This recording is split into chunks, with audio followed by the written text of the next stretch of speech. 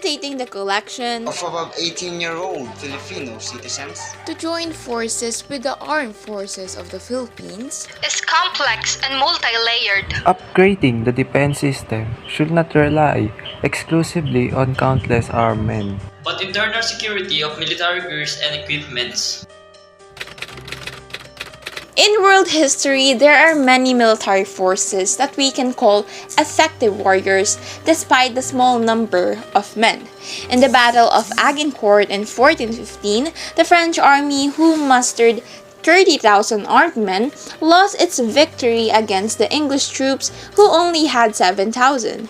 The sheer number of French troops made it difficult to direct them, and ill discipline compounded the problem. The French moved too many men. The result was that in the narrowness of the front, the men were packed too closely together, unable to load and fire their crossbows and bows. The English archers, on the other hand, may have been outnumbered, but their superior skills and fine longbows were to prove fatal to the advancing French troops. Their military gears, longbows, and well-made crossbows had killed quarter of the French army. This remarkable history underlies the necessity of large number of troops to ensure reliability to victory. The government should increase the budget for military defense if mandated military service will be implemented. For the year 2022, the amount for the purpose defense budget for the Philippines military, known as the Armed Force of the Philippines AFP, is 222 billion pesos. This initial amount constitutes a slight 3% increase compared to amount for 2019. Battle equipments like jets, tanks, and firearms honestly demand big amount of money.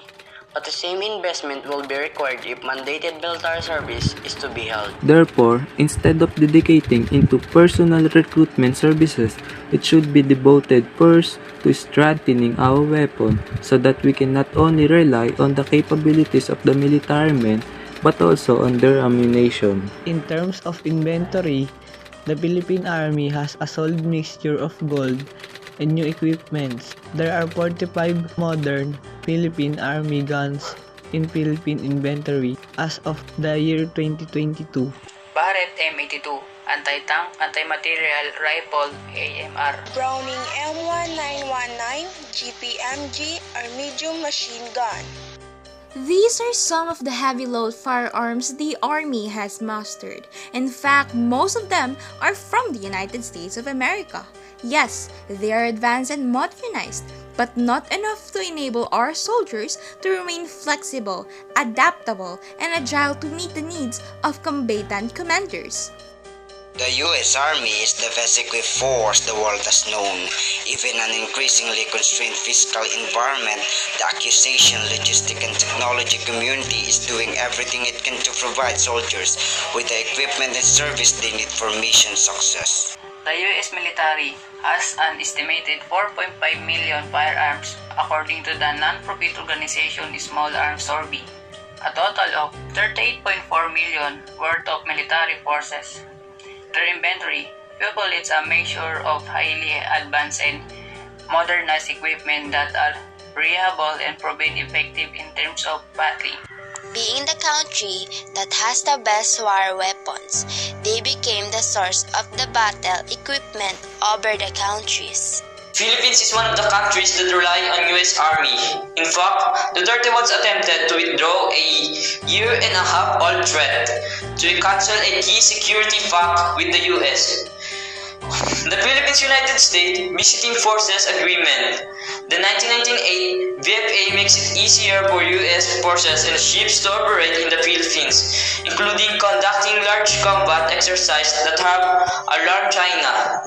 Imagine, if the Philippines and the U.S., its treaty ally and one-time colonial power has become point. What will happen to the Philippine Armed Forces? When we require military equipment, who will be our country's supplier? Our stand is not about being dependent on the capability of the U.S. Army. We are pointing out how advanced and resilient the foreign military is, while we are still hanging on the fringes. Let us consider the pursuit of ever-advancing world, one of which is the weaponry that is more necessary in strengthening the army of soldiers than in multiplying the number.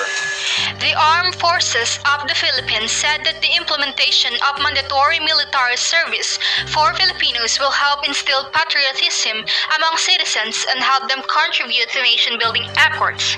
And that makes sense. Though, they just can't put everyone in that situation. This is just a pure expression opinion. Our soldier first concern upon going to war is to keep alive.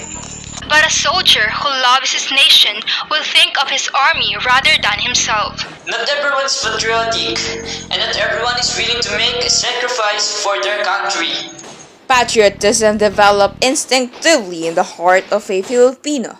It does not need to be learned and enforced.